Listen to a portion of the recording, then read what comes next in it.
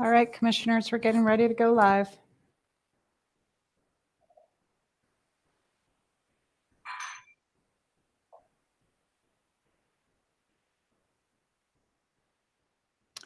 All right, we're live. Well, good afternoon. Appreciate everybody coming for this special work session of the Downtown Commission.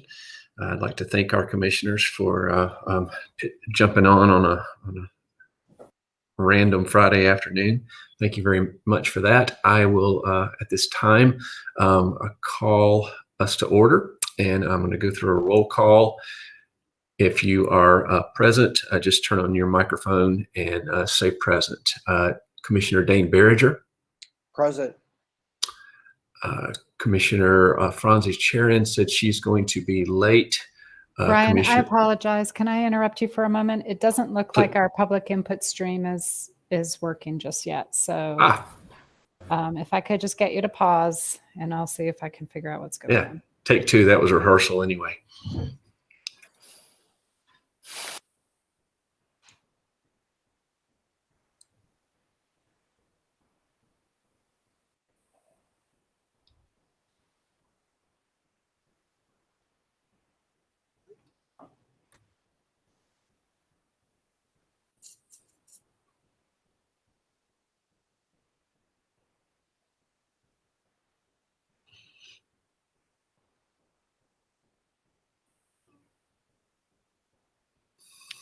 Okay, Ashley's looking at it. Just give us a second. You bet.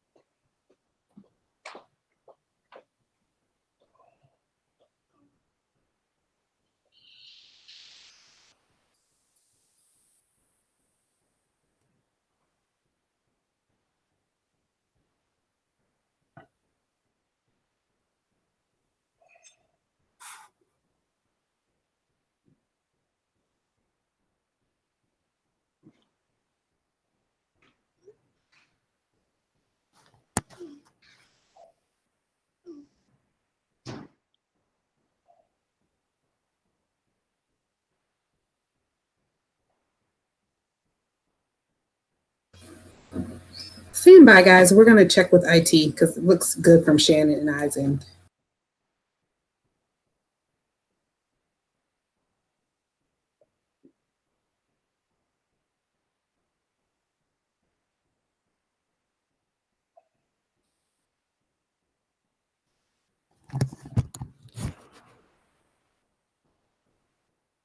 Hey, Ben, it's Shannon Tech and Planning.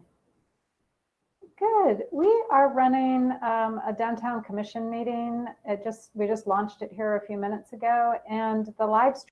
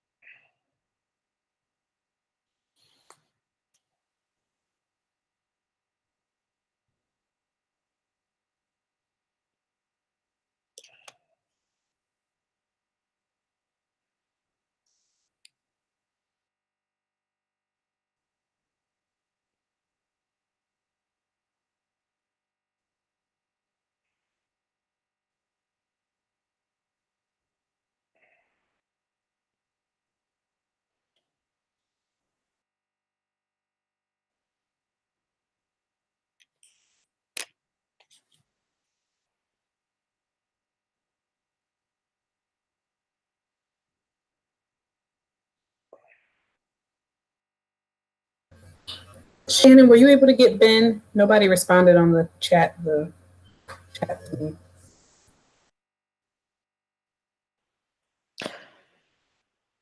I muted Shannon here. I did message her and let her know that. I think she was able to get through based on what I heard. I'm talking to Ben right now. Thanks.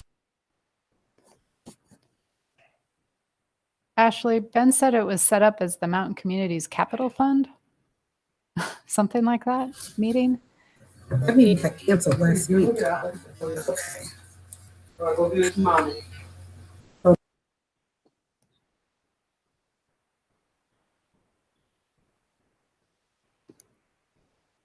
Well, hey, everybody. Happy Friday afternoon.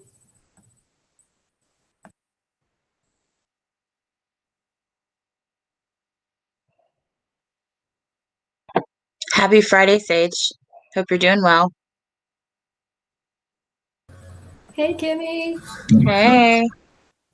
I'm doing well, but I'll tell you, I'm glad it's Friday. And I sure did enjoy a little bit of sunshine this week.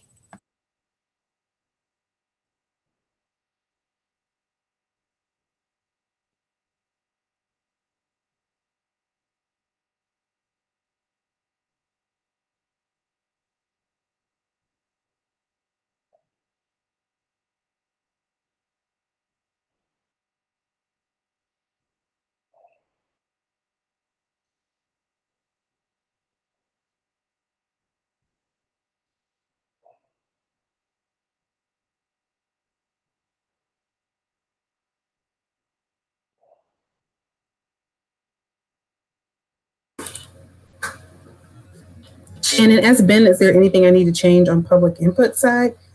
Because I'm seeing it as Downtown Commission. I don't know what he's seeing as Mountain Community Capital Fund. But I can change the links if I need to.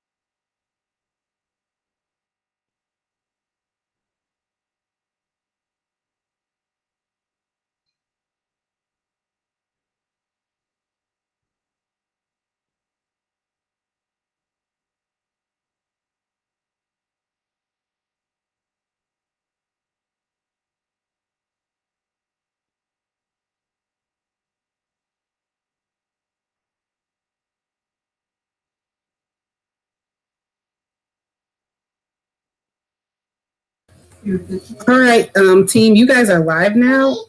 Shannon, I'm gonna have to touch.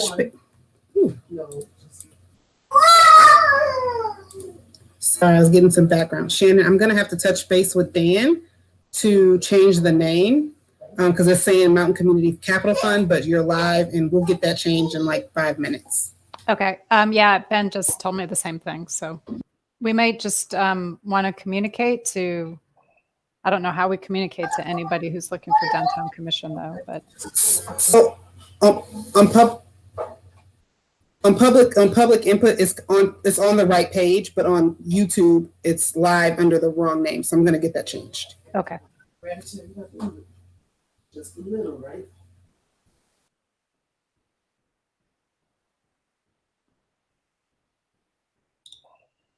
So are we ready? Yeah, I think you can go ahead and proceed. Thank you all for your patience. Okay. Good afternoon. I'm hearing twice. This is weird.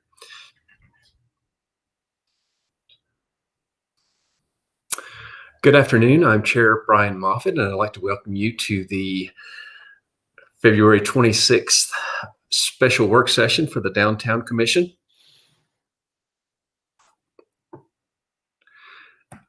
we are, this is just, I'm sorry, I'm still hearing double. Brian, do you have it open in more than one? Do you have like a YouTube channel open or? Thank you. That did it. I think I must have had the public session thing up. All right. Now, thank you for everyone attending this afternoon and bearing with us through our technical difficulties. Appreciate that. I'd also like to thank all of our commission members for attending this special work session. This is a work session of the Downtown Commission.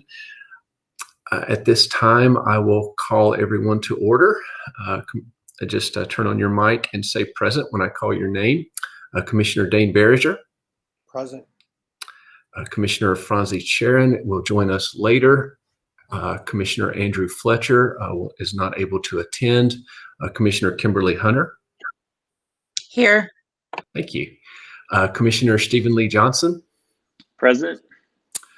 Commissioner Robin Rains. She was here.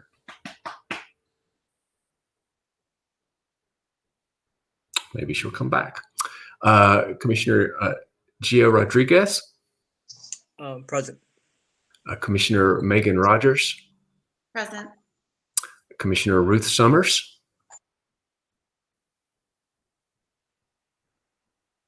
I see you saying hello, but I didn't hear anything.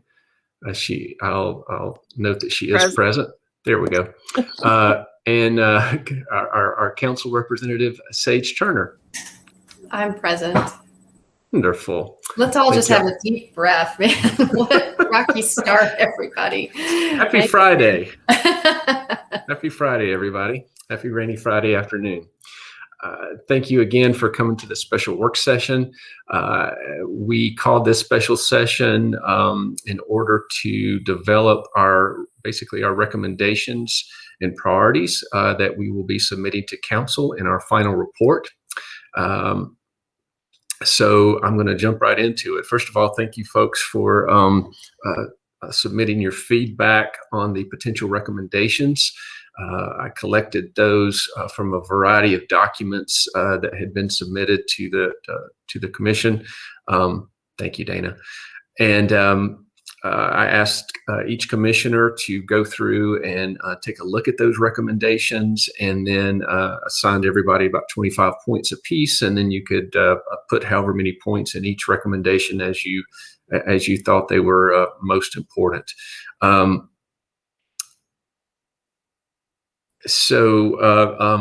I apologize for if there was confusion. These were submitted by different folks at different times or collected from different documents, but I chose not to really combine or do a lot of editing in case there was specific wording someone wanted to capture. But I think it's done a reasonably good job of capturing some of the things that we find most important. So the categories, I did do that just to help me figure out what was what a little bit. So I had three main categories for category I just called justice, pandemic items, and then business as usual. One thing I'd like to note and guide us as we work through this together this afternoon is that my goal in this was to use a little bit of deductive analysis and more or less eliminate things that we didn't think were as important to submit to council this year, and then narrow in on the ones that we thought were most important, so that we can then work on the basically how we state those correctly. I'd also, as we go through the discussion, those of you who are familiar with council and what has already been submitted and looked at from other commissions could maybe help us. I would like to make recommendations to council that might actually be acted upon. And I don't necessarily think we need to make recommendations that we already know they're going to act upon. So I would really like to use this as an opportunity to recommend things to council that they may not do unless we recommended it, if that makes any sense. So first of all, I want to make sure, give you folks a chance to respond. If you had any questions or wanted to offer any additional recommendations at this time for our discussion.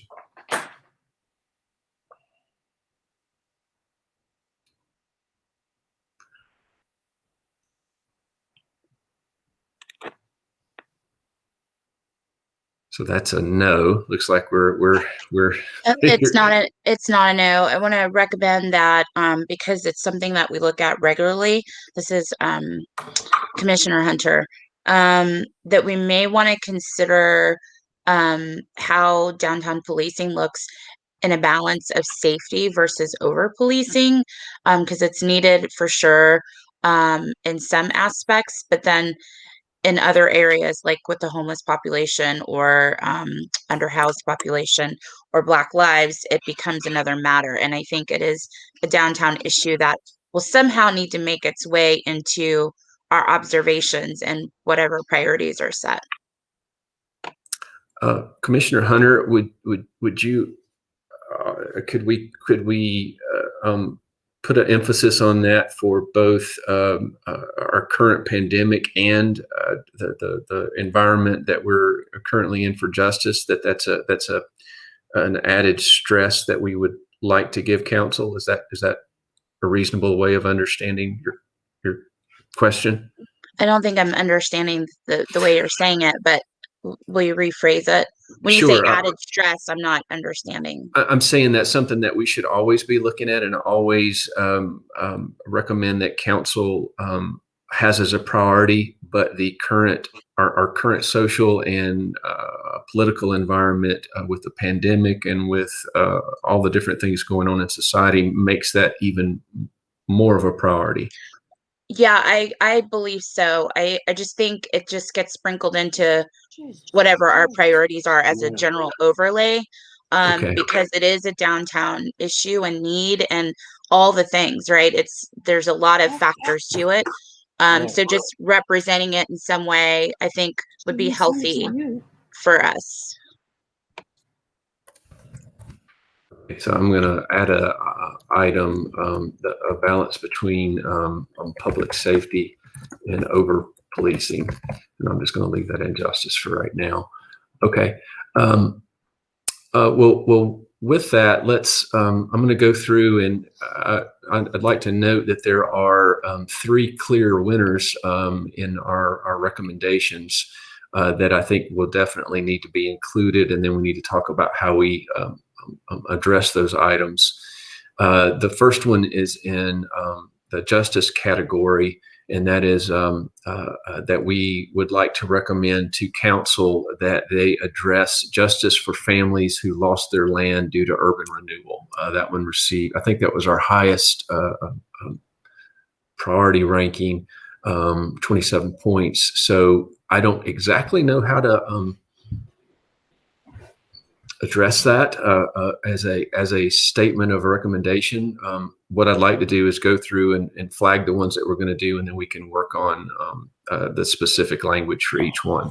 Does that sound reasonable? Okay, I saw nods. And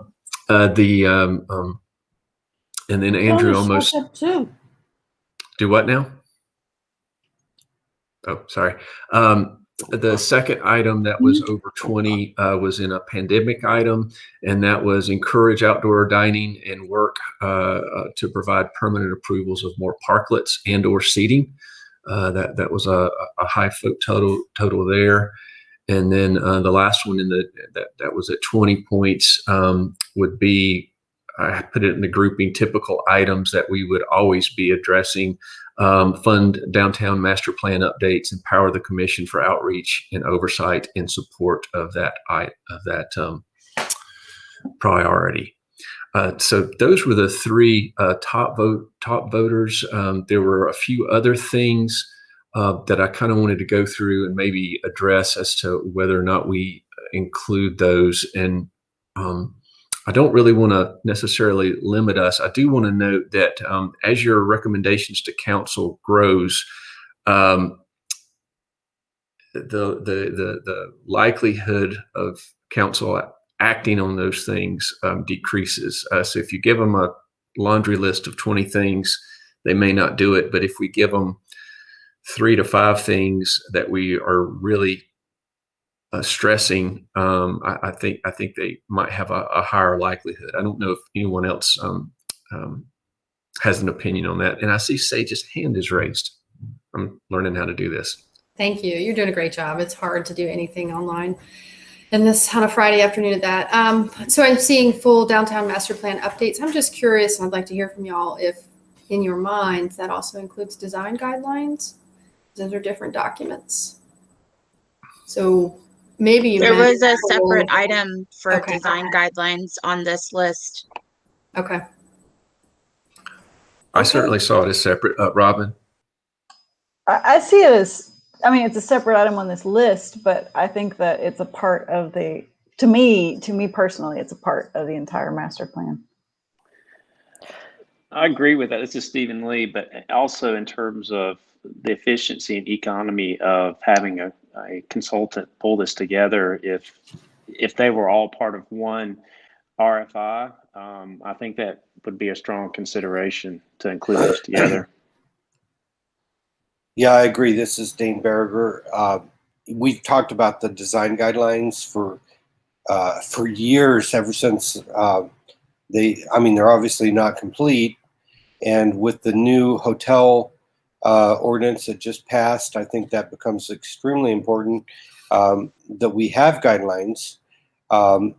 We've kind of been operating by the seat of our pants for years, but if there's going to be a board that actually, reviews these projects, we have to have guidelines. And right now, the guidelines are clearly not adequate to evaluate these plans that are going to be coming through any day now. I mean, it could be starting like immediately.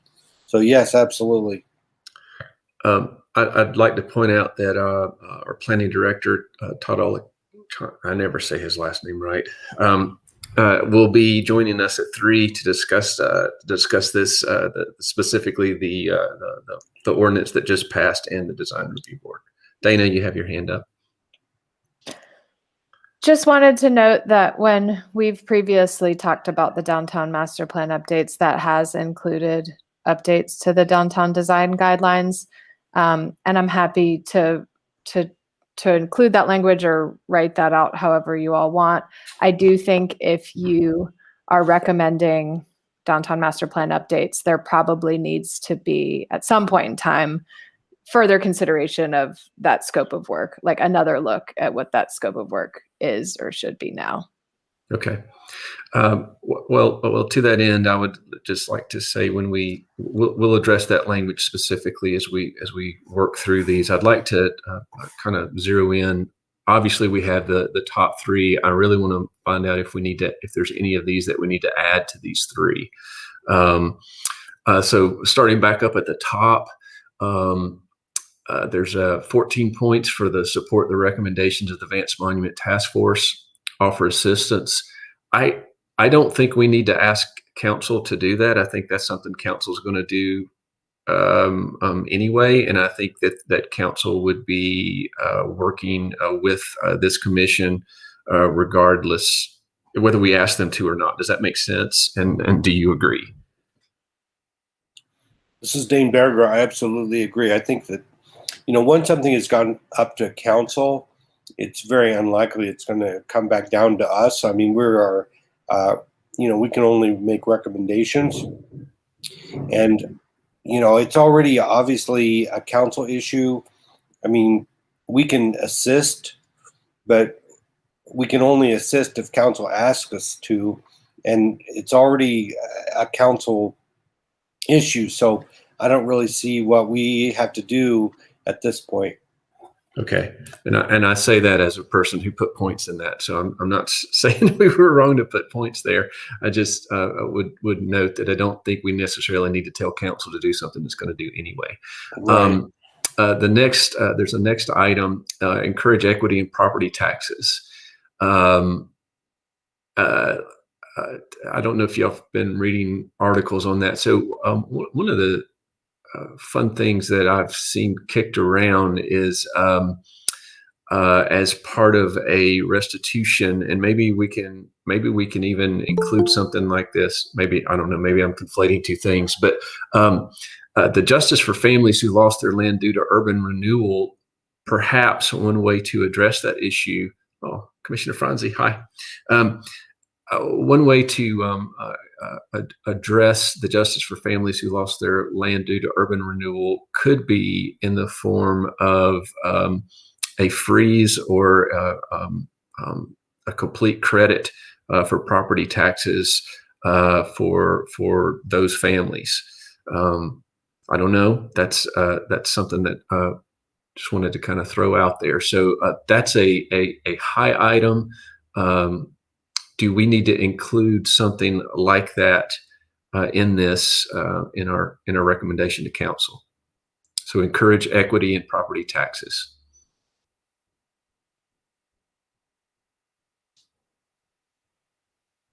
Or is the justice for families who lost their land due to urban renewal sufficient? And we just need to work on how we word that.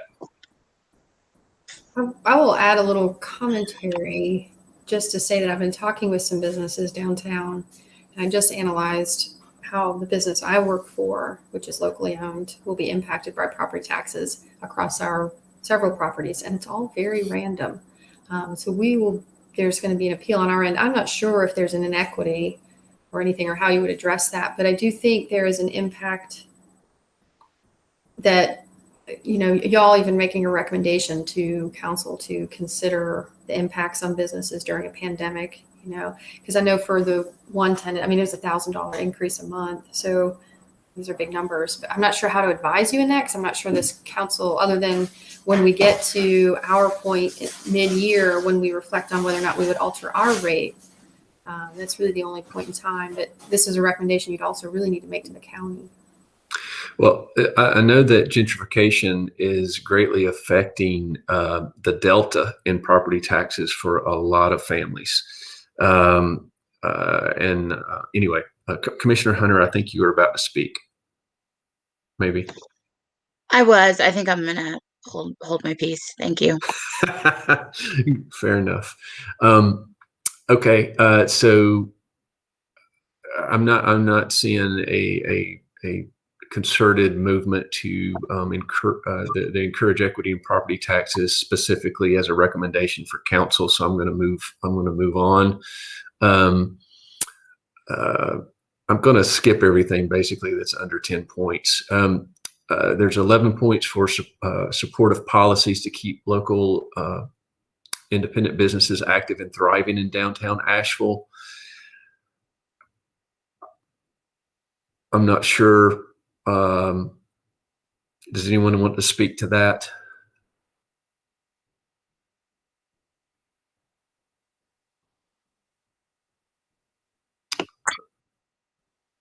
My hand's up, so I'm going to. Oh, thank you, Commissioner. Yeah, thanks. I want to speak to this specifically because as much as I want to see outdoor dining, to be expanded and more parklets, it's really putting a sole emphasis on restaurants. And there are other businesses downtown trying to make it just as much as restaurants. And, their margins may not be as public as those in the restaurant industry. So somehow I do believe that the current number of 22, that's the dominant number, does not represent the whole, which is often my entire argument about everything. So thank you. That is an excellent point. I would recommend that we combine those two, that our overall recommendation to council would be to support policies to keep local independent businesses active and thriving in downtown Asheville, which would include specific items such as encouraging outdoor dining and work to provide permanent approvals of parklets and or seating and or other items as recommended to council. Commissioner Hunter, does that, and then I'll recognize Commissioner Rogers. Yes, thank you. Okay, Commissioner Rogers. Yeah, I was just going to make the same point that I think the overarching goal should be supporting our businesses with this, the sub primaries as these other options. So I would agree with that point. Thank you. Very good. Yay, this is working. Andrew almost single-handedly elevated busker selling merchandise compromises as an item. So I would like to put that under the supportive policies to keep local independent businesses active and thriving as a sub item to that. Commissioner Agreed. Rogers. Okay, you still had your hand up. Yeah, good. Thank you. Andrew's here even when he's not here. It's wonderful. Okay, I will keep going.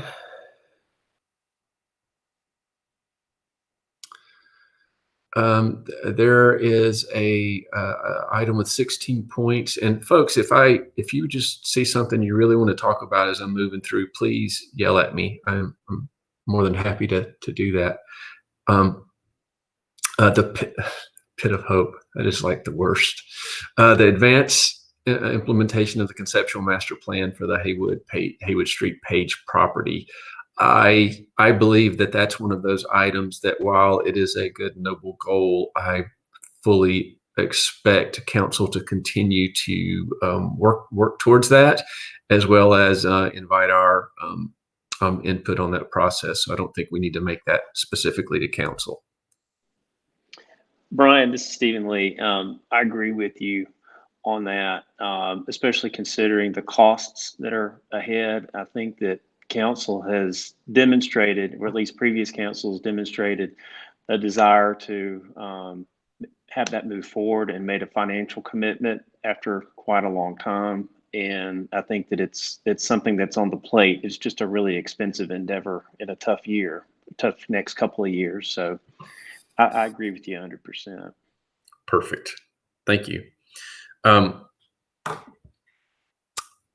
that looks like that would be, so what I'm currently seeing is that we would make 3 overarching recommendations to council as part of our final report, that we would, and then now we need to talk about the express language for each item, unless, yes, Commissioner Hunter. I saw the pop-up that time. I'm getting better. Thanks. You're doing great. I just want to uplift that every category had a separate line item that either expressly spoke to equity, inclusion, or gentrification. And I would like to, on my part, like to make sure that whatever languaging we're using for each of these areas of emphasis, that those factors are always put into our language. Because again, just to isolate an idea or an action that doesn't include the whole is still pushing forward privilege in a way that we want to do away with. So since I'm at the bottom, can you help us with the language for the so we said fund downtown master plan updates, empower the commission for outreach and oversight. Help me with the proper language with that then. And I think we also said that we believed that would include updates to the design guidelines. Right. And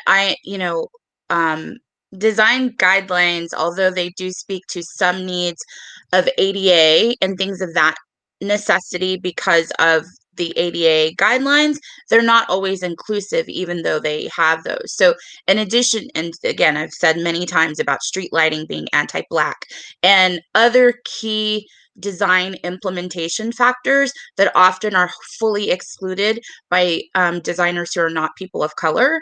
And so when everything is written with no inclusion or little inclusion about how people will use a building, then design alone based on aesthetics and fascia and things like that actually are quite exclusive. So I would just like us to unpack that when we get to it a little bit a little bit deeper, so that it has a wholly more inclusive texture to it.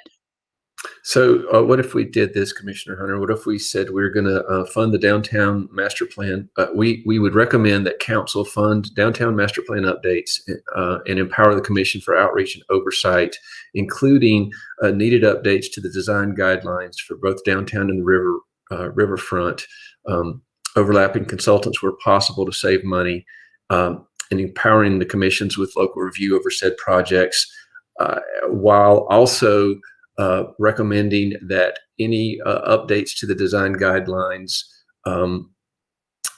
provide additional opportunity for inclusion and equity for all affected populations of the city of Asheville. Something like that. Am I getting there? You're getting there. It's a little still general. In addition to that, I would layer in things that are often not considered as when areas are improved or gentrified or forced migration is developed, then those tax values increase once the new properties come in. And then oftentimes those become hot spots for stopping people of color, right? They get pulled over more because they look like they don't belong, because there's more dollars available for policing. So then all the things to make it beautiful become on the back end a slap in the face to the people who once lived there because now they're over policed. So I really would like a holistic approach. Since I am at the table this time, then, and my dad was a civil engineer, you know, all the things, right? I now am a CEO of a building, a manufacturing of homes company. I want the voice of the people that are brown to be involved in these things. Okay. I'm going to pause that discussion. This is actually probably a pretty good time to recognize that our planning director has joined us, and I think he has an update regarding the recent ordinance, the hotel ordinance, and how that's going to affect the design review board. So you have the floor. Great. I appreciate it. Thank you, Chairman Moffitt. And thanks for having me here today. Todd Oklachaney, Planning and Urban Design Director. And I think we just have a couple minutes today just as a quick update for you all about the City Council's approval of new hotel development regulations and the new hotel overlay map just this past Tuesday evening on February 23rd. And we will be coming back to the Downtown Commission with a more in-depth presentation on the new design review process at your March 12th meeting. But just wanted to at least give you all just a quick update about the new design review process, and happy to take any questions at the end, or again, just so you all keep in mind, staff will be coming back with a more in-depth presentation to you all on March 12th. So on February 23rd, as I mentioned, Council adopted the new hotel regulations, and that created a new design review process. That design review would be performed by a new joint design review committee of essentially what could become a combination of the design review functions of downtown and the riverfront subcommittee members. The new committee would consist of 9 members, and the downtown and riverfront commissions, we would draw 4 members from each of those commissions. So in a sense, these would be members that would already be appointed by City Council, which is essentially one of the changes that was made, over the past month to this process, so that again, City Council would ensure that the members of the Joint Design Review Committee, that at least 4 from Downtown Riverfront Commission would be appointed by City Council. And then the Joint Design Review Committee would appoint or select 1 additional at-large member for a total of 9 members. We have a number of different criteria that we used in kind of determining what the makeup of the Joint Design Review Committee would look like. And that includes folks that either are design professionals, it could be a planner, an architect, engineer, or other design professional, but also folks that have a special interest in design. And that language is very important because it would help to ensure that we have a more diverse representation potentially on that committee. The new Joint Design Review Committee would essentially continue to review many of the same types of projects that they were reviewing previously, although we did make some changes to how we define minor work and major works projects. And again, I can go into more detail about what that looks like on March 12th. But essentially, in addition to a building of several thousand square feet and larger projects, it would be reviewed by our technical review committee first, and then that project would come before you all. So the Downtown Commission would still have an opportunity to hear a staff presentation on a project that requires design review within the Central Business District. We would solicit input from you all, and we would take that information and put it in a staff report that would help to inform the development team, and then also help to inform this new Joint Design Review Committee. The Design Review Committee would then make a recommendation on the project based on our adopted design guidelines and standards that are codified in the UDO.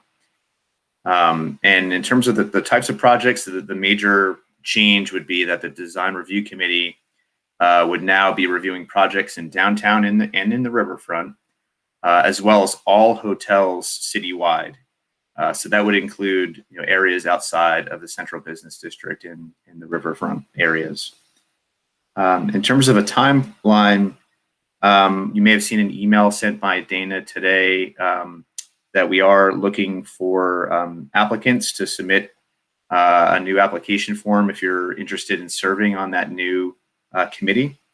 And we are asking folks to submit that by March 19th. We hope that gives you somewhat of enough time to kind of turn it around if you have interest in applying to the Joint Design Review Committee. But we do need to kind of act on this somewhat quickly, because the ordinance is in effect, immediately, and in the event that we had to start reviewing any new hotel projects or any type of project that would require design review. For a tentative schedule, the next step would be your application would be received and would be reviewed by our Boards and Commissions Committee of the city, and tentatively, I believe that is scheduled for April 13th. And then we have a tentative date of April 27th when City Council would make the appointments to the Joint Design Review Committee.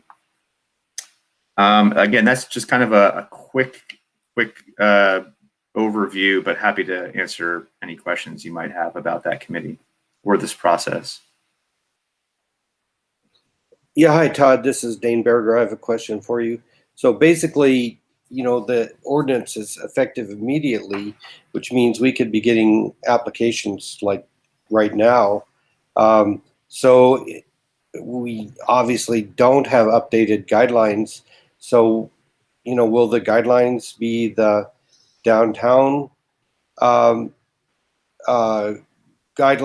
I mean, is that what we're going to go with until we have updated guidelines? Right. So we would continue to use the current downtown design review guidelines for projects in the downtown and the riverfront guidelines for projects in the riverfront. In addition, as part of the ordinance, we did adopt new guidelines specifically for hotels.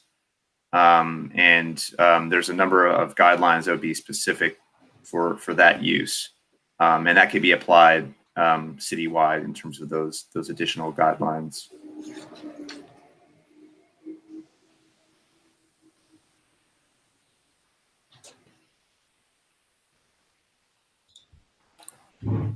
Any other questions for Todd at this time? So you're coming back on the 12th, correct? Yeah, and yes, that's correct. We just would like an opportunity to kind of review the flow process more, and to answer any additional questions you have about how the Downtown Commission can continue to provide input on a project and what that might look like, and we can go into the weeds a little bit more on the 12th. Okay. And in the meantime, any of us who are so inclined need to click those links and apply for the board or commission for the new review board? Okay. Wonderful. Thank you, Todd. With that, let's continue to work on crafting language, more or less, kind of around this item. So the fund downtown master plan updates, empower the commission for outreach and oversight in support of that. Fund needed update as part of the master plan update. Fund needed updates to the design guidelines for both downtown and the riverfront. I think I just got a text from Sasha. She said that the riverfront guidelines are about 20 years old, so there's certainly a need of updating. Overlapping consultants where possible to save money, and empowering commissions with well, we don't need to say that because that's already been done. We don't, there's going to be a commission with local review over those projects. And then Commissioner Hunter, I never got the language correct on what else or how else to phrase that to make sure that we are correctly capturing input from all the affected communities. So can you tell me what to add or? Yeah, that's not even what I'm actually suggesting. I'm suggesting that we're talking about the downtown master plan, correct? Yes, ma'am. Thank you. I'm suggesting that the way design is approached in the quote unquote master plan is quite exclusionary in design in the design professions.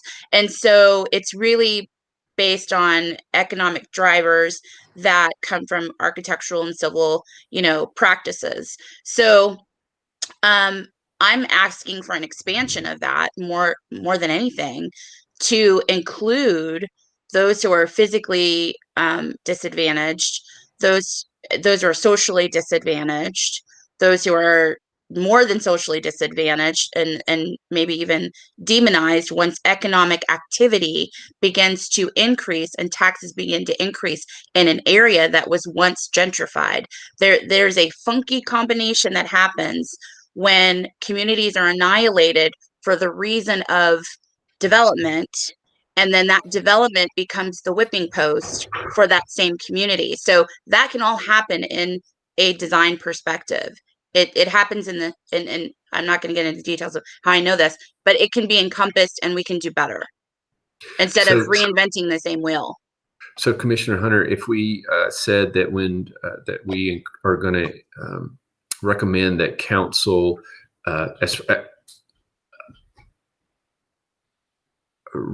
whatever we're doing, reworking, update the design guidelines, that those guidelines include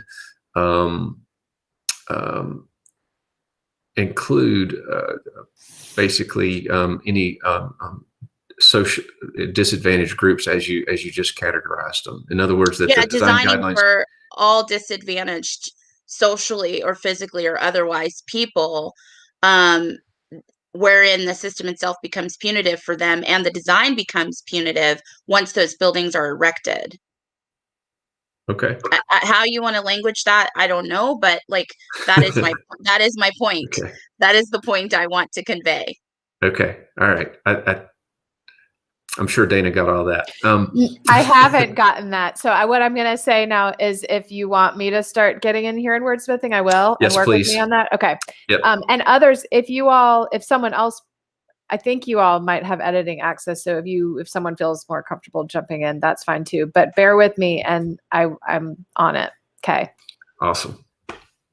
Okay.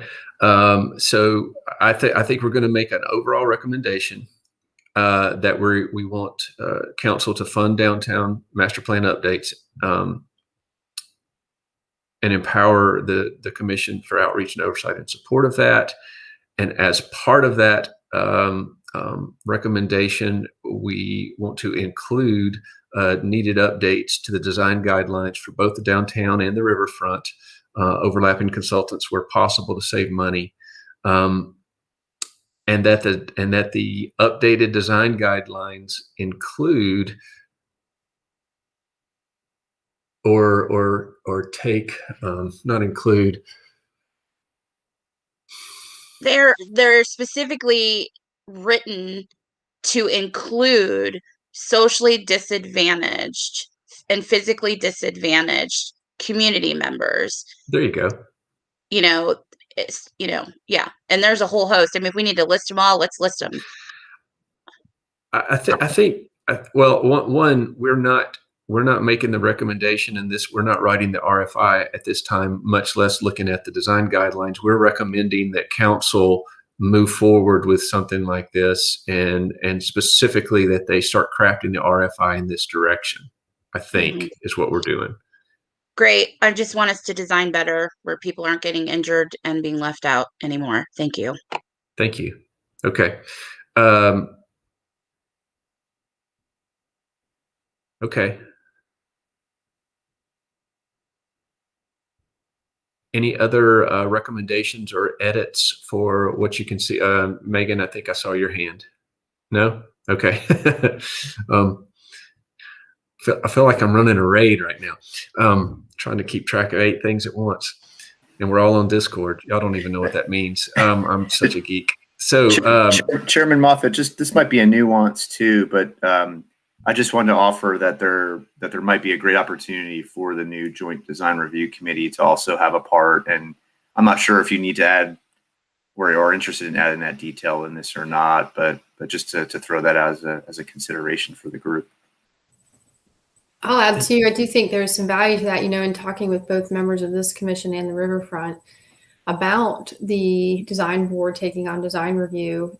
Each group members had suggested that if they were available and able to weigh in on how the new guidelines are drawn and updated, they would feel better about passing on that design review to this next body, that it was the incompleteness. So I think layering in, connecting the design board to the updates is a good thing.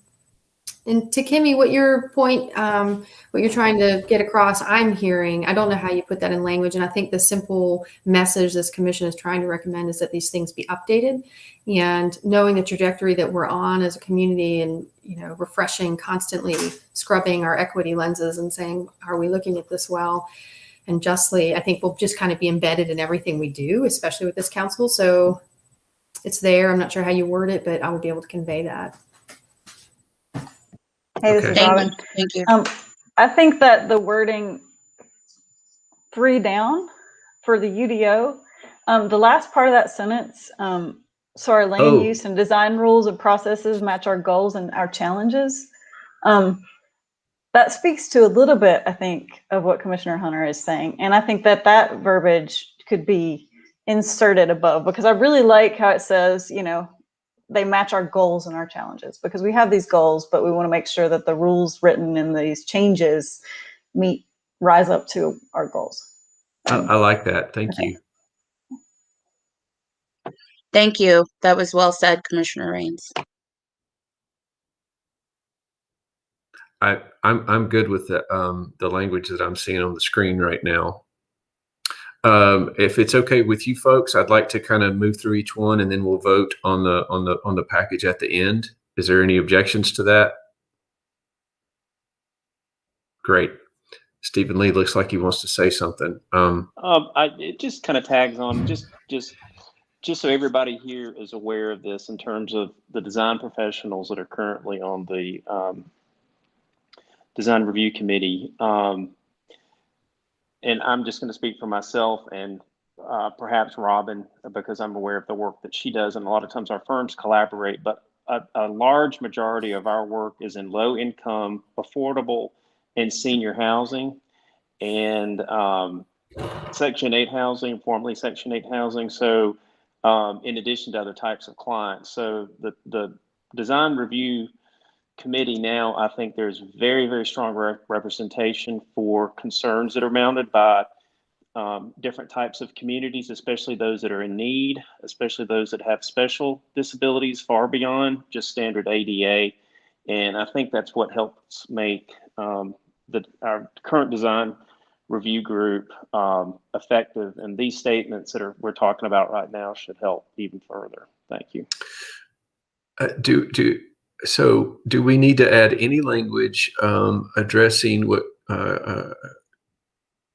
Sage and Todd were discussing about that the update to the design guidelines needs to include collaboration between the riverfront. I'm not sure I was grasping all of that, but do we need to provide any additional language for that? The way it's worded now, I would read it as the Downtown Commission would like to oversee this. Maybe you want to consider just recognizing that new body as a resource for the process. It's the oversight. Yes, we want to fund downtown master plan updates. I don't know that we need to empower the Downtown Commission for outreach and oversight in support of that item. I would involve the commission in support of that. That's all it needs. We don't need outreach and oversight, because the design review, the new design review board, which will have members from this commission and Riverfront, will be in. Yes, Robin.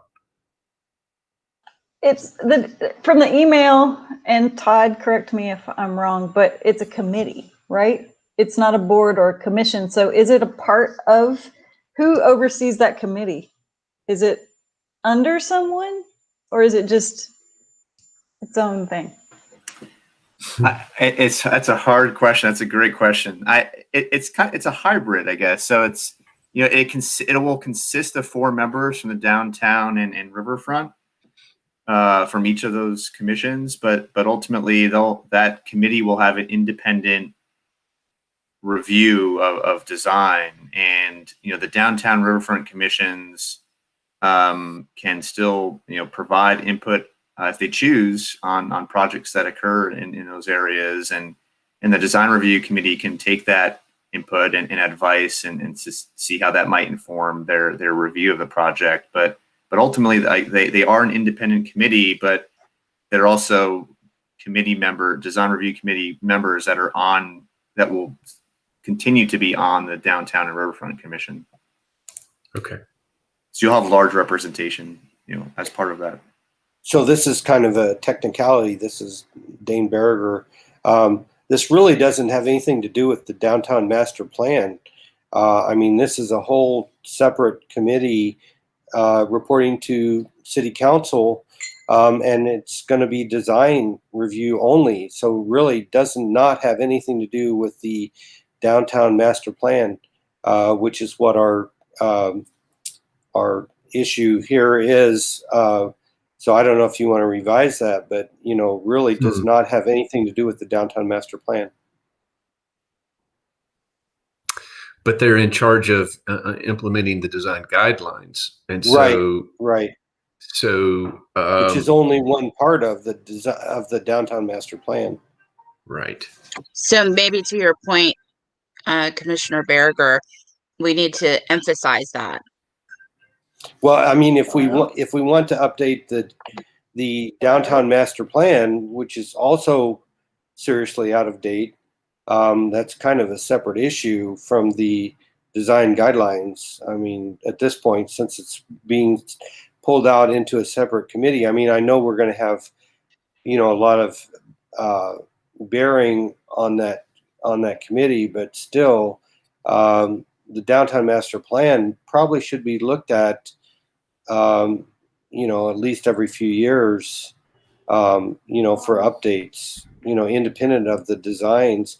Because as I see this happening, I mean, all hotels are going to go through this design review, right?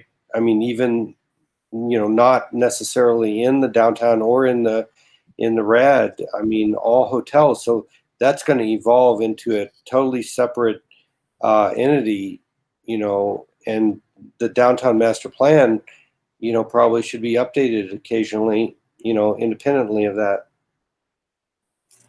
Okay. Dana. Hey, thank you. I think the downtown master plan updates, the way we've talked about them in the past, have included things like updates to the design guidelines, looking at a local designated historic district. doing a streetscape plan for downtown, I almost feel like, and I do think a rescoping would be a good idea. And I don't know if it's possible to do that today. I might recommend thinking about the specific elements of downtown master plan updates that you all are most interested in. And I almost kind of suggest calling those out as opposed to just referencing the downtown master plan updates, because I do think that could mean different things to different people at this point. So, whatever you all feel comfortable with, but I don't know if that scope of work is like crystal clear at this moment in time. Well, Andrew's not here, but I mean, obviously he has some specific things that could come into the downtown master plan that really do not involve the design guidelines at all. So it really becomes two separate issues. And I can't believe I didn't reference it specifically. There's a lot of awesome work that's been done on public space management guidelines. And that was initially intended to be the first section of updates to the downtown master plan. And, staff, we plan to circle back and to see that element through. And so there were other phases of updates. But there's great work that's been done, and that can be considered an update to the downtown master plan as an addendum or a standalone document. I think that's also kind of to be determined in terms of what we're calling things. Right. I just hate to see us drop the downtown master plan, because we have this new committee. I mean, the downtown master plan doesn't go away just because we have this new committee. I mean, the downtown master plan was developed, independently, and the design guidelines came out of that, as a result. That was not the original intention, So yeah, I would hate to see us completely drop the downtown master plan, because it is an important document. I don't think we're dropping it.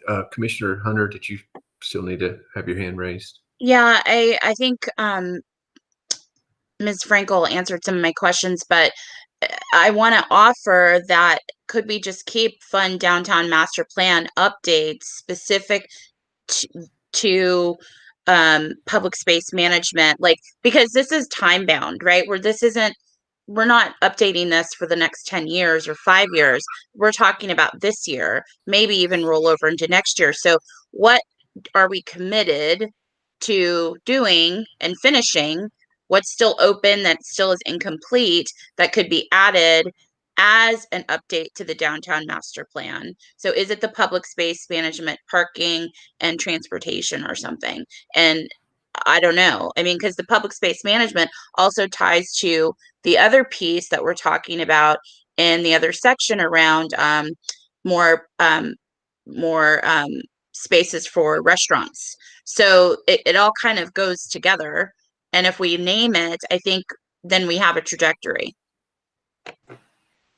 And I could chime in too, just into some of this that to Dana's thought, and with the kind of splitting up the downtown master plan updates into pieces, what was an approach that staff was looking into just based on lack of funding and resources. So it's there was an idea at one point pre-COVID that we would look at public space guidelines, which could help to inform reevaluating our character areas in the downtown, which would help with our design guidelines, which would be another element. And then having a streetscape master planning type effort, because that is something that's currently lacking in the current downtown master plan. But it does seem like there's some interest amongst some of you to also just evaluate the downtown master plan in its entirety, and because it hasn't been looked at in so long. But what I would just offer is, if there's an opportunity to break it into pieces and look at smaller elements, just because of the funding ask, might be a good strategy to look at it that way. I support the most recent comments that we would modify that to say fund downtown master plan updates specifically regarding public space management. and involve the commission for outreach and oversight in support of that. And as part of that, we would also like to recommend needed updates, and then keep the remaining verbiage as is. And then I think that's a reasonable recommendation for this year, and then we can hammer them again next year. Agreed? Wonderful. Thank you, everyone. That's very helpful. If no one objects, I would like to move to the next item, which would be the support of policies to keep local independent businesses active and thriving in downtown Asheville. And combine that with Andrew's Busker item, and specifically things like encouraging outdoor dining and work to provide permanent approvals of more parklets and/or seating. And I'm not sure if there's any other of these items that we could include in that.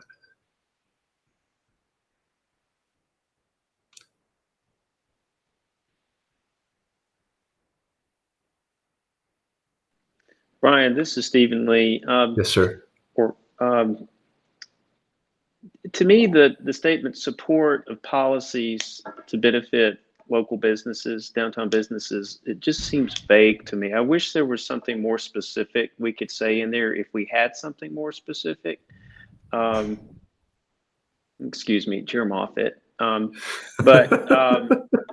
It's just a thought, and trying to go with our theme here of concise but direct. And I don't know if anyone has a suggestion or thought on that, if Megan is here or Dana or another commissioner, but just a thought. Thank you.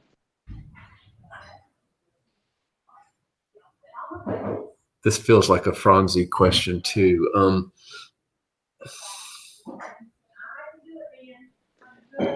Can I speak to a couple things that in the past we've talked about in the local living economy group? I know Franzi's on, she may be able to chime in.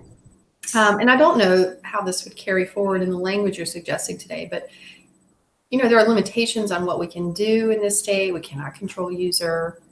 So we had been looking at the size of storefronts. We were using some of the downtown census data to assess, you know, who was local and what was their kind of average size. And if I recall correctly, most storefronts were under 4,000 square feet. So there was some brainstorming around design guidelines around larger approval for larger retail spaces. You know, how do you keep a 3-story H&M out of the community was what you were kind of judging against. So there was size of space. Then there were other things around, you know, you could be asking for support to help kind of revitalize downtown after this pandemic recession thing. You know, we had ideas around storefront planning and, you know, could we do things to emphasize local businesses? We had marketing things, we had parking passes. So I'm not sure that you need to go into so many specifics, but we're talking out ways for people to, I mean, really even assigning it to your local living economy group to come back with suggestions might be a thing. Franzi, you're on here somewhere, right? Yeah, I am. Thank you. Council member Turner.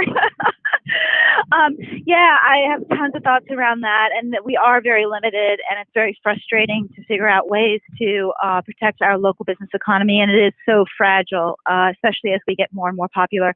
I love that you brought that up, Commissioner Lee, and you know, definitely speaks to my heart. One of the things that we know is that property owners really hold the key, and there's nothing, you know, asking them or regulating them to make it easy or favor small local businesses over larger chains. And so I do think that there could be a key in working with them and creating some kind of incentives. Maybe we can't do direct monetary or property or tax incentives, but maybe we can. But maybe we can also just create some kind of coalition and you know, or education around the importance of local businesses to our economy and to our culture with property owners. The other thing is the succession planning for businesses, and we know that our local businesses are vulnerable to not having solid succession plans, and oftentimes when the owner when the owner wants to shut it down, they shut down with, without giving, options for other locals to buy it, or even selling it to their employees. So strengthening out succession planning, maybe with a CDFI or some kind of business planning program that, AB Tech or otherwise, to help business owners, educate business owners on leaving a legacy and transitioning their business, within the community could also help. But any type of wording like that then doesn't seem, fake or just fluff. Like we're actually looking into alternatives that work with what we have to work with at the state of North Carolina. But thank you. So trying to pull all those things together. So instead of just saying supportive policies to keep local independent businesses active and thriving, do you want to say we already had a language like maintaining storefronts for small businesses in one of these items? Do you want to say something along those lines, support of specific policies, such as maintaining storefronts and including Franzi, you just said all that, and then I lost all the words you just said. I caught some stuff about the educating small business owners for employee ownership and a couple other things, correct? Yeah, so one way we could do it is work with property owners and incentivize them in some way or encourage them to prefer or build a preference over locally owned businesses. The other way is succession planning within businesses and making sure local businesses stay local and thriving, and whether that means selling to employees or selling to local residents of Asheville or Buncombe County. And then also activating the ground floors when we're talking about development. Is there really strengthening that language around activating ground floors and committing to local economy, so that, we know, like when a hotel moves in or when a large residential building moves in, that they activate their ground floors, and they do look at providing space for local owned businesses. Okay, so we could, Dana, so we can say something like supportive policies to keep local independent businesses active and thriving in downtown Asheville, including the following. You do the ones that you have, but then also include incentivize property owners to keep and grow locally owned businesses, as well as activating ground floor pedestrian businesses, specifically maintaining storefronts for local small businesses. One second. I got those in different words, so let's go through it. Okay, I'm seeing that now. Maintaining store or ensuring. Let's just start with this for small businesses. All right. So if we could go back and let's see where that leaves us. I think you picked them up. Work with property owners to incentivize, choose local businesses, maintaining storefronts for local businesses, and strengthening policies, guidelines that encourage ground floor uses. Ruth has her hand up. Yeah, I keep thinking back to the ADA's luncheon earlier this week and the reports of independent businesses, which included cleanliness and people feeling safe downtown. So I would somehow like to be able to wrap that in a little bit, because in order to have a thriving business community, you have to have customers that feel comfortable about coming downtown.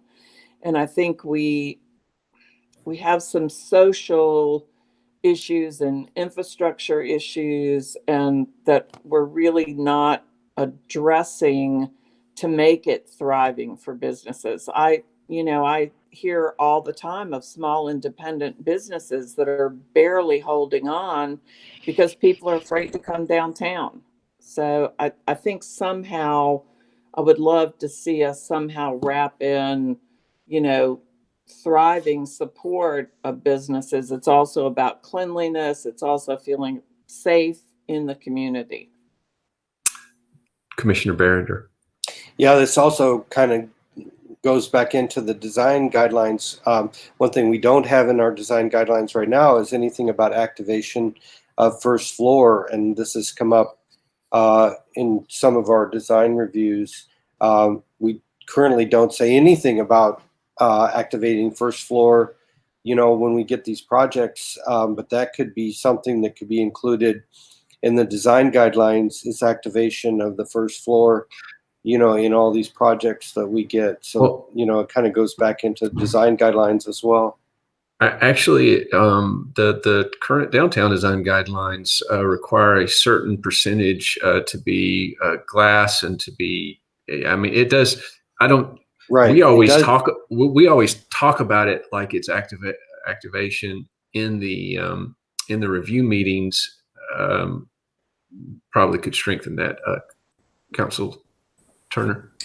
Well, I know with the hotel change that we now, if a building is more than 50 feet wide, it will be 50% activated. Right. And I'm not sure, Todd, if that is, so it was written into the UDO, but it wasn't specific to hotels. Was it all buildings, or is it just hotels? I think it's all buildings. All buildings have to be 50% activated. Yeah. Hey, Sasha. Hi.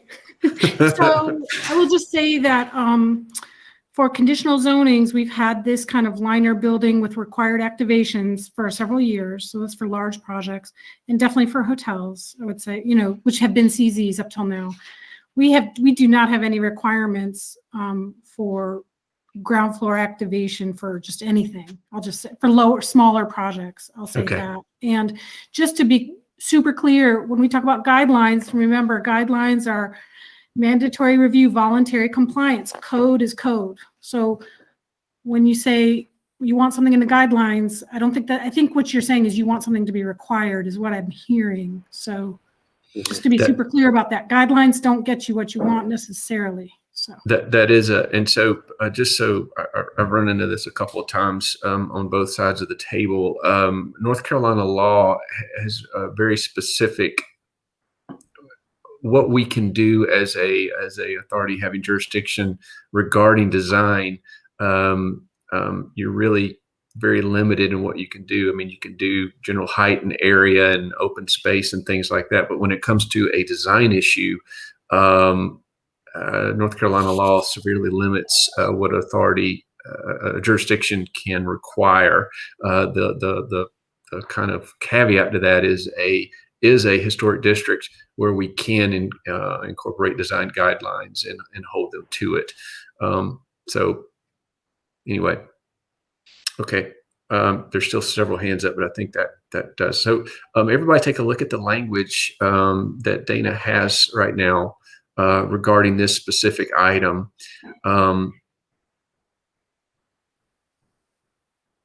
Stephen Lee, is that capturing some of what you were talking about earlier about getting a little more specific? It is definitely, and I think to me this sounds about as comprehensive as we could in a single statement. Okay, sounds good. All right.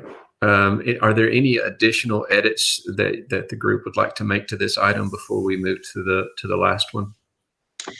I just would like to ask Franzi and Megan and Ruth what their thoughts are about adding the word local, like to local independent businesses, the word also small, because that is a legal term and it also diversifies the pool. Well, small business specifically means anything with fewer than 500 employees. So I don't know that really adds anything since we only have like 3 businesses in Asheville that qualify as not small businesses.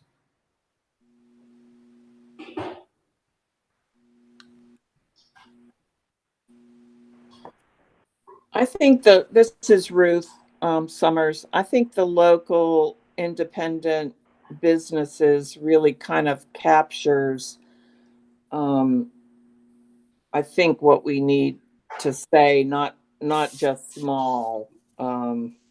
Although I understand what you're saying, Ms. Hunter, but unless Franzi or Megan thinks it's needed, I think it basically covers it.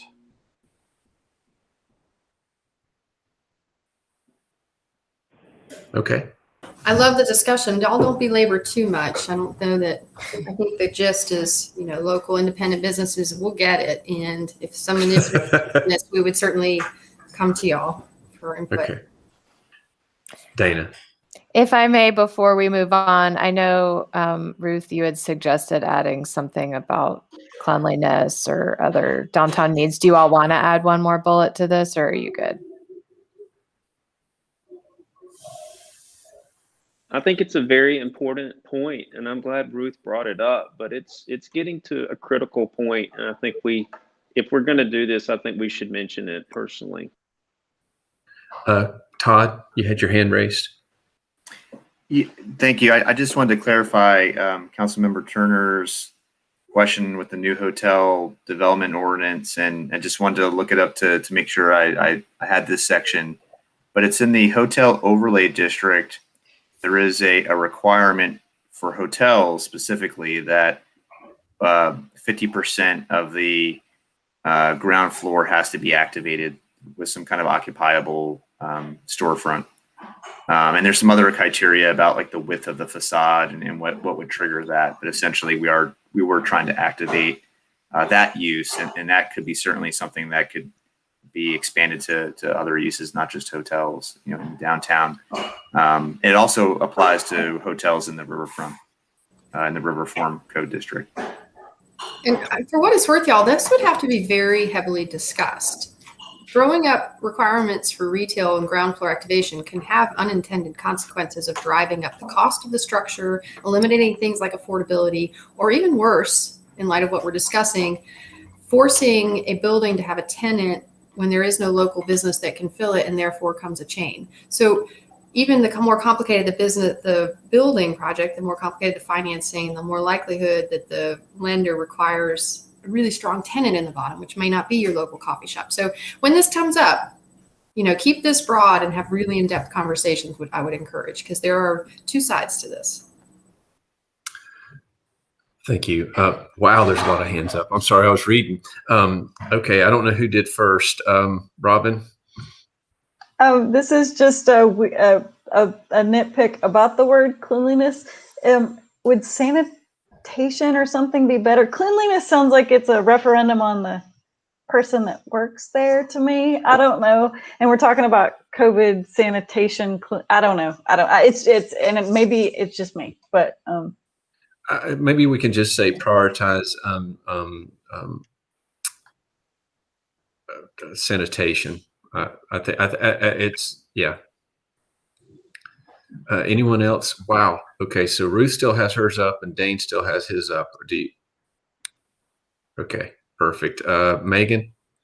I'm having trouble with video, so sorry, it's being a little glitchy. Hopefully everyone can hear me. No, that's me. I just move like that. No, everyone's frozen. I can hear, I just can't see you, which is weird.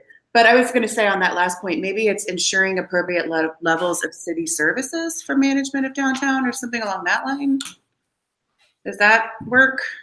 Ruth says yes. Robin said yes. And it's a little broader. Yes. Thank you, Megan, to the rescue. Okay. Todd, you still have your hand up? Are you good?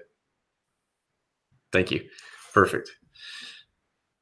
All right. If there are no objections, we'll move to our final item, I hope. Okay. So we're going to recommend that council, what are we going to recommend? Justice for families who've lost their land due to urban renewal.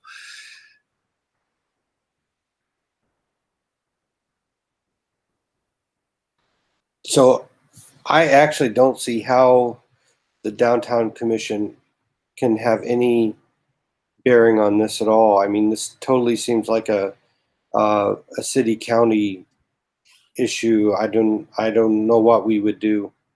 So when I came on, one of the things I asked is, what is our charter? What is our remit? What are our boundaries as a downtown commission? What can we do? When you look at what our charter is under the UDO, we have a pretty broad remit, and these are recommendations that council acts on, not us.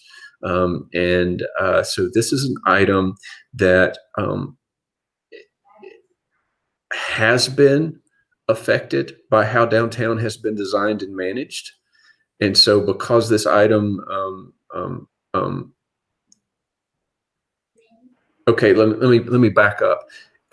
If all of us were on the commission in the 60s and 70s when urban renewal is under review, wouldn't this be something we would, I hope, God willing, that we would be thinking about and talking about, right?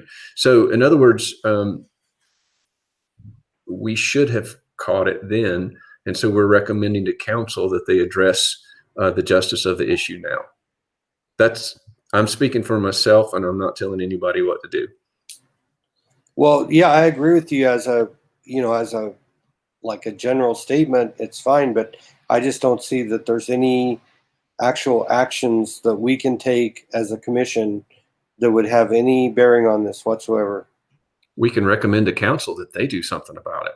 Right, which they already are, hopefully. Yeah, and now we're standing on their necks. Sage. Ooh, so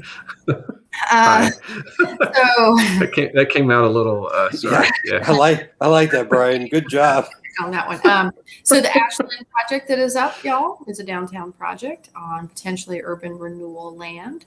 The Charlotte Street land in the city is in downtown, is a substantial high impact site that y'all would advise on and review, and could have not directly related to urban renewal in that it wasn't taken, but it was adjacent to many things taken and is part of the possible restoration. There are things, Lee Walker Heights and the parcel in front of it may come into play. Like there's land in downtown that does impact this. If you wanted to tie the two, I could see some lines to the point that council's already working on this. This is true. I'm not opposed to it. I'm just saying I wish it was something more concrete that we could actually take action on. I've been misunderstanding you. So what you're saying is that whatever we recommend to council should be a concrete recommendation, not just a right. Hey, this is an issue. It's not just a policy statement. We actually, if we're going to take a stand, we actually should do something. And I don't see what we can do. Okay. Commissioner Hunter. Thanks. I am trying to lower my hand first. In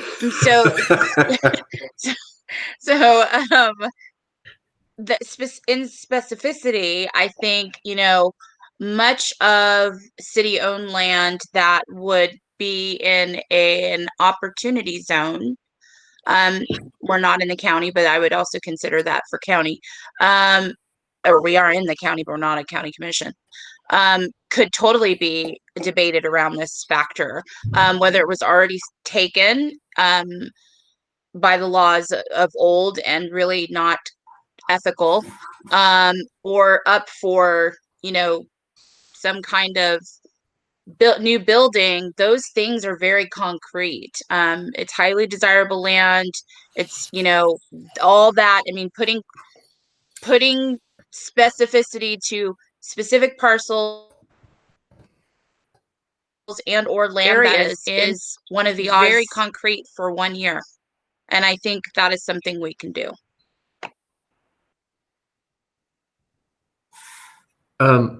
I'm trying to find the article that I was just reading about the folks with UNCA who were doing research on the specific properties that were affected. And I'm wondering if we could recommend to council to continue that research specifically to identify specific parcels and affected families, and the specific harms done as it relates to urban renewal. So I hear you. I want to put a flag on the field because it's my understanding, and please someone correct me if I'm wrong, that research has been done kind of when it can be done by interns. And so, if we can actually move the needle and there's really concerted effort towards identifying what that land is, specifically the parcels, what's going to be done about land that's already been taken and given away and somebody else is doing something with it, then that's really much more concrete. Otherwise, we'll be here a year from now and everybody would have wished something would have happened, but nothing concrete will have been done. And so naming actual parcels that were taken, in addition to identifying available city-owned property that was taken or is in an opportunity zone, is huge. And that's very concrete. And since nobody else has another concrete option. So Commissioner Hunter, you're recommending that our recommendation to council would say that we recommend that council fund a study or maybe even fund further studies or into the specific parcels, families, and effects that urban renewal had on the families of Asheville. And I am not saying that. Studying Black people is what foundation cities and municipalities do while they're taking their stuff. I am not in agreement with more studies. Thank you very much. Okay, well then, okay, so Stephanie. So what are you suggesting? I'm actually identifying, like, this year, those parcels are clearly identified what their tax value and their actual speculative market value are for every parcel that was taken and those that exist currently in the city allotment, and especially those that are in an opportunity zone. This is a way we can start putting numbers around things that aren't about studying the people, but studying the actual problem, which is taking land. So I want to remove studying Black people out of everything, because that's how we continue to be studied, and people keep taking while they're studying us like we're like animals or something. We're not, we're humans. We're in agreement. That was what I was trying to say, is that they identify, not study, but they identify the specific parcels and the values, and address restitution. Stephanie Dahl had her hand up, but she's not on my screen. Oh, there she is. Yeah, hi, Chairman Moffitt and the commission. I just wanted to put out there a question, which is, would it be helpful for you all to get an update or report on the city's efforts on urban renewal mapping, which is underway, and also how that ties into the reparations effort? Oh, definitely. If you're prepared to give one, sure. I'm not prepared to give that. I'm not the correct person to give it. I hear a lot of questions going back and forth, wondering what the city is doing versus UNCA. And we're also worked with North Carolina State University on some of this. And so I think it sounds like there's enough interest from this commission to really understand it a little bit more in depth. And I think one of the things that Ms. Hunter is speaking of that we may be addressing partially, I can't say that we are addressing it exactly the way that she is addressing it, but it would help us all get better to understanding what it is that you might want to recommend to City Council. I know you're trying to finish some of these things today, but I'm being honest that it might not be possible to know exactly what the city is doing today. Thank you. So if we don't finish it today, what's the piece we're going to complete? Because this is the piece where many African Americans, myself included, get highly frustrated with the system, that our pieces are incomplete and unable to move forward while all the other things get moved forward pretty quickly. So I just want to name it. I'm not blaming anyone. I'm just here to speak up and say the things that aren't being said. Dana. Just to clarify process and where we are today, we will need to submit an annual report by March 8th. You all can always make recommendations to City Council. So those are kind of two separate opportunities to address what you feel that you'd Right. like to. But we do have that one deadline and the annual report. It's just an annual report. And Sage can probably speak more to what that means for City Council, but just keeping that date in mind. Stephen Lee. Well, having heard that from Dana, I'd like to suggest that we request a staff update at a future meeting, perhaps even the March 12th meeting that Stephanie mentioned.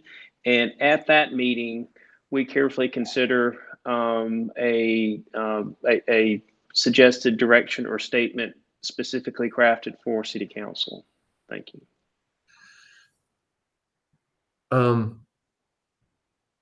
This is the highest point total item that we had. It received reasonably broad support. I think we can craft a statement, but I don't know why we can't recommend that council address. I think we can state it simply. Council should address justice for families who lost their land due to urban renewal. We can understand that they're still working on it, and that there's more to be done, and that we want to look at it later. But I agree with Commissioner Hunter that just because we don't have a perfect statement doesn't mean we can't make a statement. Stephen Lee, you still have your hand up. Do you have more to add? Or okay, sorry. I'm not trying to police y'all, I promise, on the hand thing. Any other thoughts on that recommendation? I mean, would anyone object if we recommended as part of our annual report that council address justice for families who lost their land due to urban renewal? That's a pretty simple statement. I mean, and we recognize that they are working on it, but we also would like to recognize that we would like them to do so.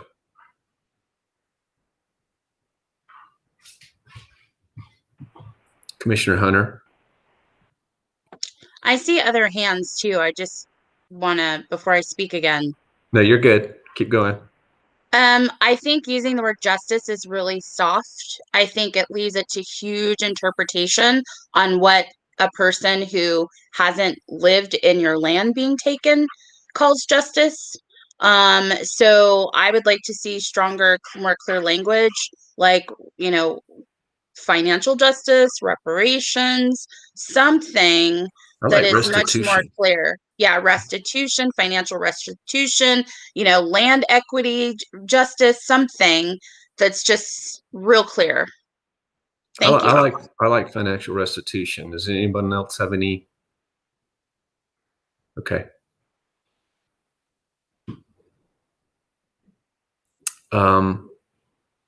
Cool. Okay, folks, we have three statements that we can include as part of our final report. Yes? Well, I just want to make a clear distinction here. They didn't lose their land. It was stolen by eminent domain, or eminent domain was used to take their land. And I would really just like the language to be more representative of what we're trying to accomplish. Whose land was taken? Whose do I use here? I'm sorry. I'm horrible with that word. Whose land? S-E. WHOSE. And y'all, we're getting, I love y'all. You're getting a little harried here. It's an important topic. I don't think it's helping you get your recommendations to council. And I think that all of these topics have their own huge conversations to have. And I think what we're trying to do is to get, what I'm hearing is the Downtown Commission cares as much as council about these issues.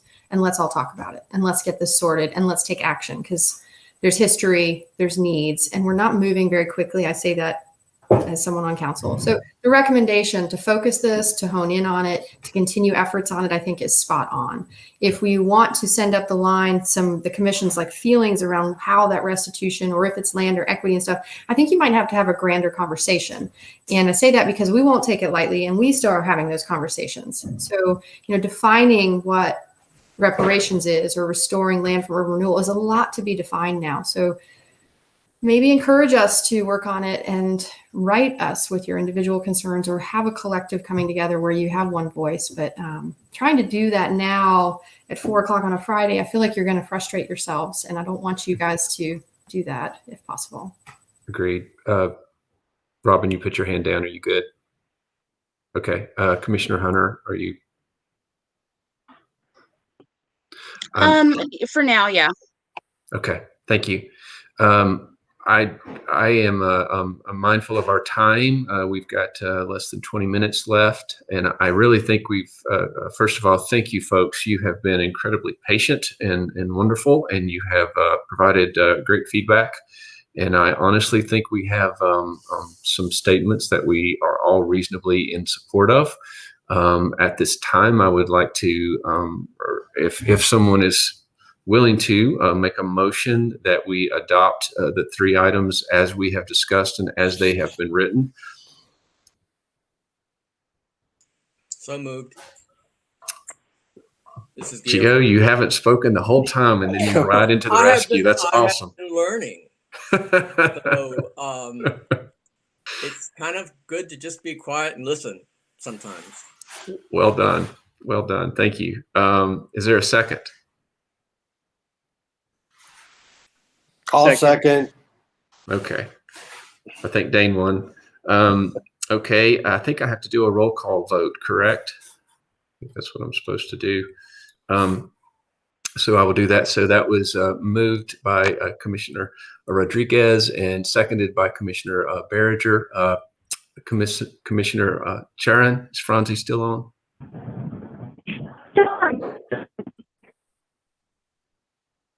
That sounded like an I think. She's on. She's having technical difficulty. I've received a text, but she's there. Okay. Commissioner Hunter? Aye. Thank you. Commissioner Johnson? Aye. Myself as an aye. Commissioner Rains? Aye. Commissioner Rogers? Aye. Commissioner Summers? Aye. Council Turner? Aye. Wow. That's pretty good, y'all. Well done. Very good. Thank you for the discussion. Brian, but aye. Oh, you made the motion. You made the motion. Yeah. There you go. Yeah, there you go. Okay. Are there, we did not receive any public comment prior to the meeting, correct? Okay. And with that, we have voted on the recommendations. Are there any other items that you have to do in the next like 2 or 3 minutes? I'll just make a note that we generally meet every other month now, unless there's critical business, but because specifically the design review business, and we had previously planned to meet in April, but we are now planning to meet in March. So we will see everybody sooner rather than later. Yes. Very good. Okay. Great work, everybody. I really appreciate your help. And with that, I will now adjourn the meeting unless there are any objections. Seeing none and seeing people logging off, have a great Friday. Thank you. Thanks, everyone.